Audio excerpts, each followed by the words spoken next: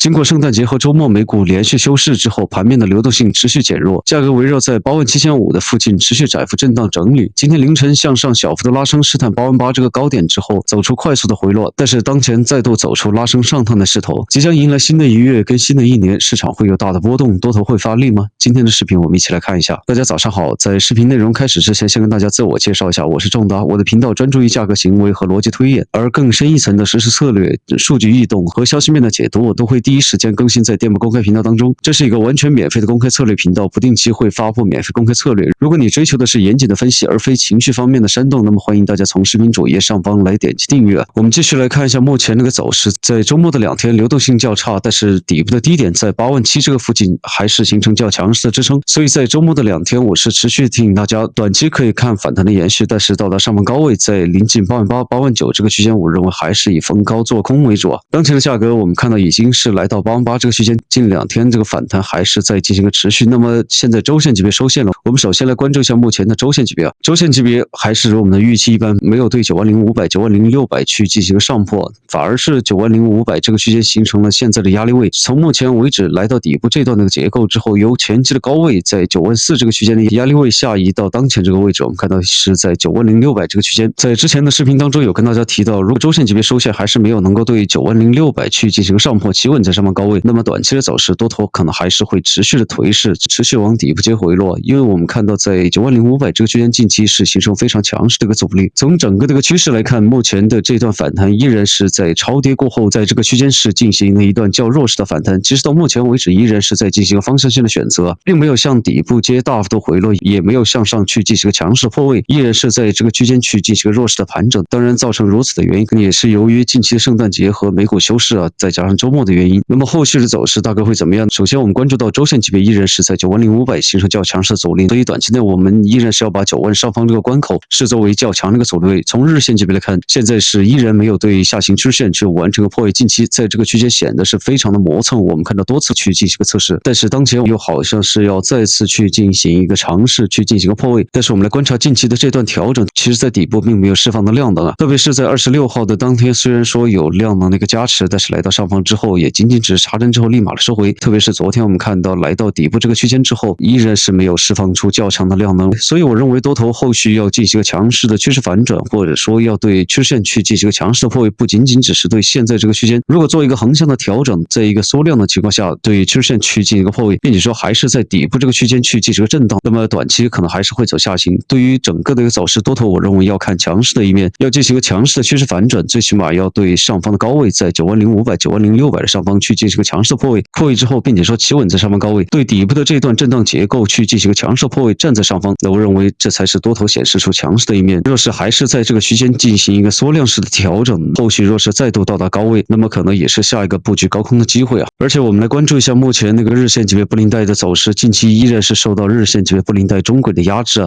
来到当前这个区间，其实我们看到低点在逐渐的抬高，但是上方高位中轨的附近也是在持续性的下移。现在其实在小时级别也是构筑了一个收敛三角的区间，当然我们看到其实现在的区间是越来越狭窄，临近一个变盘的区间，所以还是跟大家提到，如果后期要去参与一个多头，我认为最起码要对上方高位，对前期这个阶段性高点90500、90600这个区间短期较强势的阻力，并且说从日线级别来看也是一个区间的阻力，对这个区间上破之后才是我们下一个比较稳妥布局多单的一个机会。但是如果近期还是在这个区间去围绕个调整，那么下一步我们还是在高位去寻找机会去布局高空因为还是从4小时级别来观察，对于整个4小时级别来说，在近期其实有跟大家看到4小时级别 Vegas 通道，在我们看到目前在4小时级别 Vegas 通道依然是形成较强势的压制。刚才跟大家提到的90500的上方，我们看到也就是前期的阶段性阻力，位于89000跟9万这个区间较强势的一个阻力带。目前这个阻力带我们看到基本上是跟4小时级别 Vegas 通道是去形成一个重合的趋势，所以从目前多头没有进行过破位之前，我还是不太建议大家去参与这笔多单。当然如果你在近2天在底部是参与了这笔反弹的多，比如说在86700、87000这个区间参与了这笔反弹，短期来说可以去进行个持有，但是在到达高位，比如说非常临近88000跟89000这个区间之后，一定要进行个及时的止盈。因为我们看到目前阻力带已经不是一次来去进行个测试，而是多次来到上方高位去进行个测试，都是显得上方抛压过重，都是没有能够形成强势上破，所以我们短线上面的思路依然是以反弹到高空去进行个布局这是比特币的走势，我们再来看一下以太坊。我们首先也是来关注一下以太坊近期的一个周线，在今天早前周线收线了，我们来关注到上一周的周线也也是收的非常颓，是收了一根阴线的。但是我们关注到底部的这个区间，从周线级别来看，底部的低点是在逐渐性的抬高，但是上方的高点也在逐渐的降低。现在也是面临一个方向性的选择性，在这个狭窄的区间之内进行一个调整。当然，我们看到价格又是再度的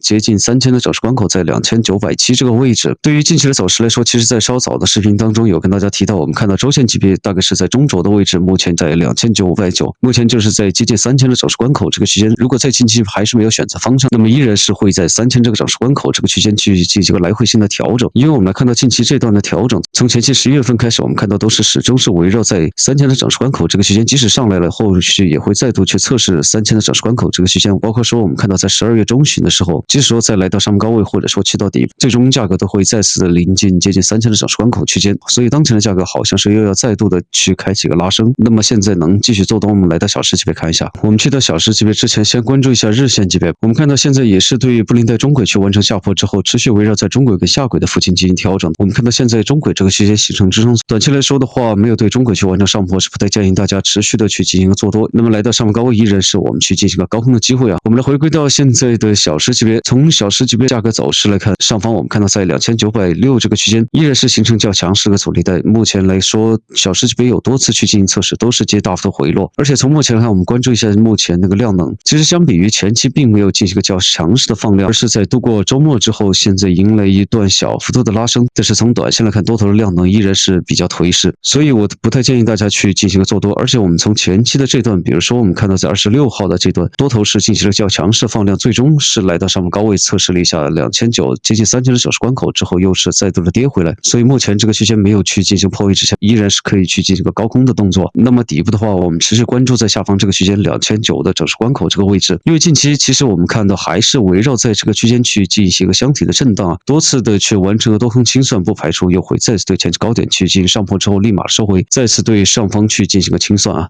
好了，这是今天早间关于比特币跟以太坊的一个大概的走势分析。今天的视频就到这里，想要了解更多免费公开策略的朋友，可以从视频左右上方来点击订阅我的油管和店铺公开频道，谢谢大家。